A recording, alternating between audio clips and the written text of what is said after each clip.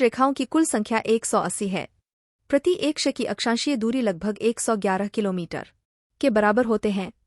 अक्षांश रेखाओं में 3 प्रमुख रेखाएं हैं। कर्क रेखा, ट्रोपिक ऑफ कैंसर। यह रेखा उत्तरी गोलार्ध में भूमध्य रेखा के समानांतर 23-30 फीट पर खींची गई है। मकर रेखा, ट्रोपिक ऑफ कैप्रिकॉर्न। यह रेखा दक्षिणी गोलार्ध में भूमध्य रेखा के समानांतर 23-30 फीट अक्षांश पर खींची गई है। विषुवत अथवा भूमध्य रेखा, इक्वेटर। यह रेखा पृथ्वी को उत्तरी गोलार्ध और दक्षिणी गोलार्ध 2 बराबर भागों में बांटती है।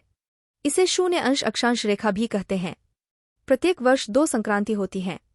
कर्क संक्रांति, समर सोलिस्टिस। 21 जून को सूर्य कर्क रेखा पर लंबवत चमकता है। इस स्थिति को कर्क संक्रांति कहते हैं। Makar Sankranti, winter solstice. 22 दिसंबर को सूर्य मकर रेखा पर लंबवत चमकता है। इस स्थिति को मकर संक्रांति कहते हैं। देशांतर रेखाएं, लॉन्गिट्यूड। पृथ्वी पर 2 अक्षांशों के मध्य कोणीय दूरी को देशांतर कहा जाता है। भूमध्य रेखा पर 1 डिग्री के अंतराल पर देशांतरों के मध्य दूरी 111.32 किलोमीटर होती है। दुनिया का मानक समय इसी रेखा से निर्धारित किया जाता है। इसीलिए इसे प्रधान मध्याह्न देशांतर रेखा, प्राइम मेरिडियन कहते हैं। लंदन का एक नगर ग्रीनविच इसी रेखा पर स्थित है, इसलिए इस रेखा को ग्रीनविच रेखा भी कहते हैं। एक देशांतर की दूरी तय करने में पृथ्वी को 4 मिनट का समय लगता है।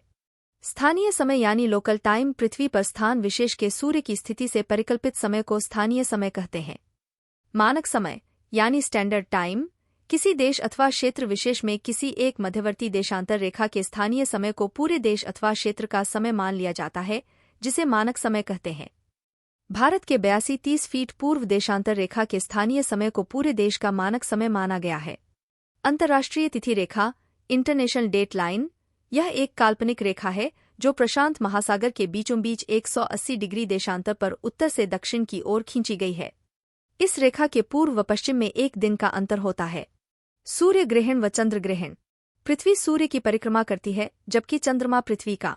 जब सूर्य एवं चंद्रमा के मध्य पृथ्वी आ जाती है तो पृथ्वी की छाया चंद्रमा पर पड़े लगती है, जिससे ग्रहण पड़ता है, जो चंद्र ग्रहण कहलाता है। जब पृथ्वी एवं सूर्य के मध्य चंद्रमा आ जाता है तो उसकी छाया पृथ्वी पर पड़ती है, जिससे सूर्य ग्रहण की घटना होती है। इसी तरह के जानकारी से भरे वीडियो को लगातार देखने के लिए इस चैनल को सब्सक्राइब करें, वीडियो को लाइक करें, बेल आइकॉन को दबाएं और चैनल के नोटिफिकेशन को लगातार प्राप्त करते रहें। धन्यवाद।